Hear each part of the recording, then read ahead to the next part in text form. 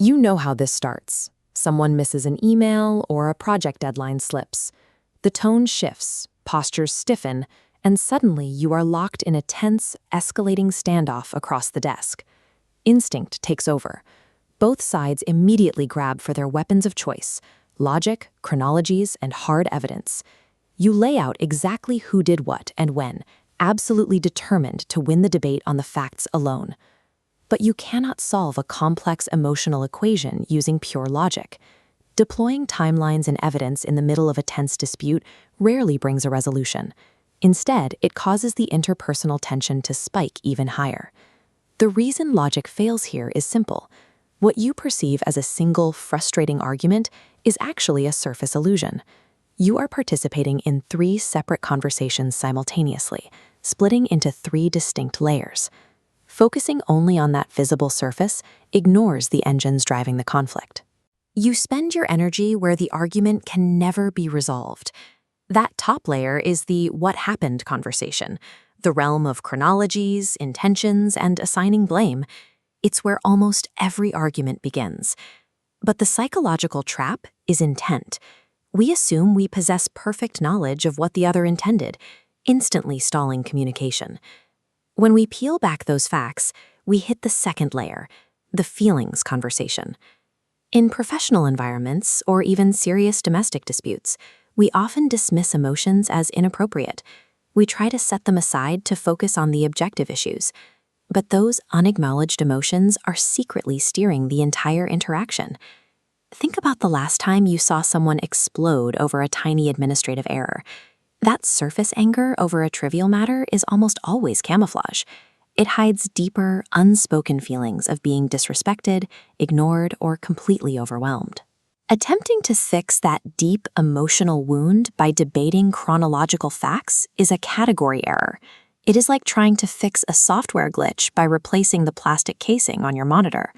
If we descend beneath the facts and past the emotions, we finally hit bedrock. This is layer 3, the identity conversation. This layer exists entirely in our heads, a private, invisible panic occurring for both individuals. The panic is driven by terrifying questions about our self-worth.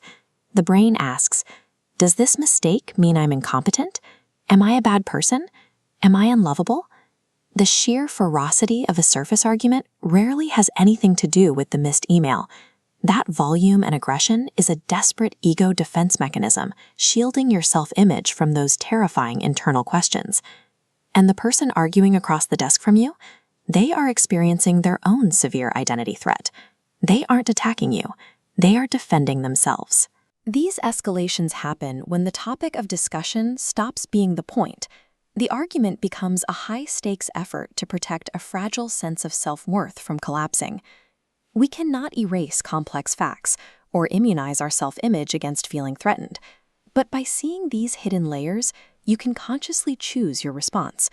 You break the defensive cycle by using a behavioral tool called radar. Reflect, describe, respond. Step 1 is reflect.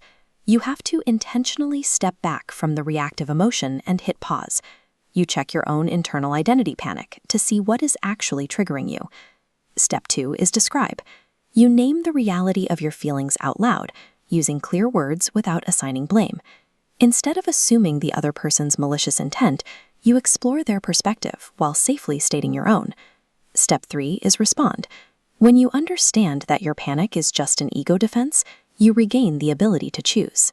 You can stop reacting to the threat and start acting like the person you intend to be, whether that involves setting a boundary, asking a clarifying question, or offering empathy. Approaching the conversation this way changes the goal. Success no longer looks like proving your competence to survive an attack. It looks like recognizing the complex human needs hiding under the surface. Dropping your ego defense stops the escalation. It transforms a terrifying argument into the precise moment where true trust and resilient relationships are actually built.